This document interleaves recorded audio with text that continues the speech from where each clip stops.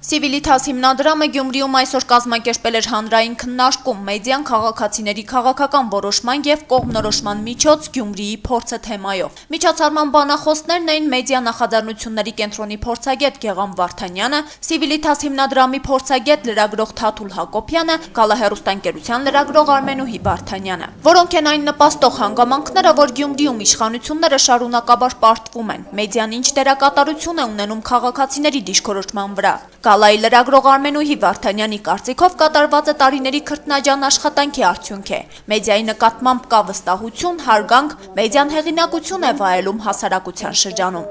Փորձագետ Թաթուլ Հակոբյանը հարցադրում է, հնարավոր էր անկախ լրատվամիջոց ունենալ Հայաստանի մեկ այլ բնակավայրում, Սյունիքում, Սևանում կամ մեկ այլ տեղ։ Նրա կարծիքով քաղաքային միջավայրն է իր ազդեցությունը թողել, որ այստեղ ծնվել է անկախ մամուլ։ Հստակ ավանդույթներ, քաղաքային միջավայր, որը թույլ չի տալիս Սերժ Սարգսյանին իր իսկ խոսքերով 80% խփի, թե 90% խփի։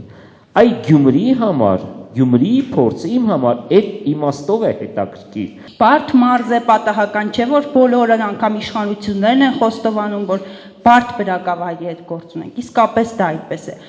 Գյումրին ու Շիրակի մարզը ինչով են տարբերվում նաև մյուսներից, տարբերվում են նրանով, որ այստեղ վիճակը իսկապես վատ է, վիճակը իսկապես օրհասական է, այստեղ տարիներ շարունակ մարդիկ ապրում են տնակներում ու այդ տնակային խնդիրը չի լուծվում, այստեղ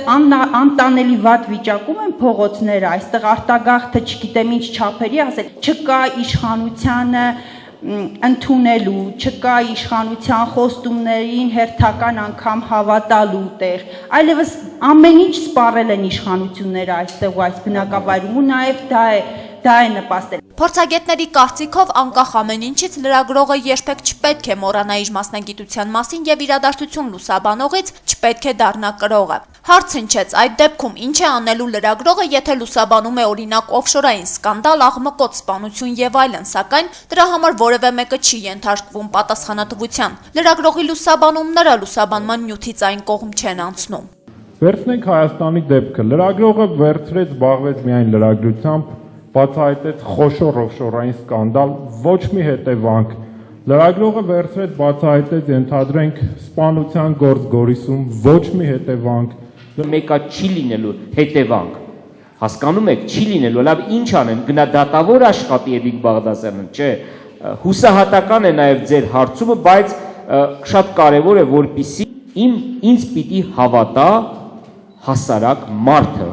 Այդ հավատի համար է նաև շատ կարևոր, որպեսզի լրագրողը մաս չկազմի որևէ կուսակցական, կրոնական եւ որևէ այլ կառույցի։ Ինքը պետք է վերահսկող դեր լինի, բայց իր գործողությունը պետք է անի իր արտադրանքով, ոչ թե ֆիզիկական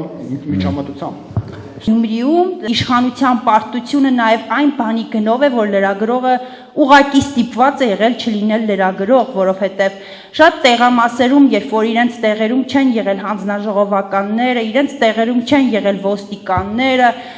վերջին դեպքը հիշեցնեմ, ոստիկանը, երբ որ սարսափելի իրավիճակ էր ընտրած տեղամասում, ոստիկանները գիրք էին կարդում։ Այդ դեպքերում լրագրողը ուղղակի ստիպված է եղել մի կողմ դնել իր լրագրողական գործիքները, ասել ես կանգնում եմ այս տեղամասում, պահում եմ այս տեղամասը։ Ինձ համար մի լուսավոր կետ եղավ այսօրվա հանդիպման ժամանակ եւ այդ լուսավոր կետը Արմինեի ելույթից էր։ Բազում է որ մեր ոստիկանները գիրք են կարդում, ուրեմն ամեն ինչ կորած չէ։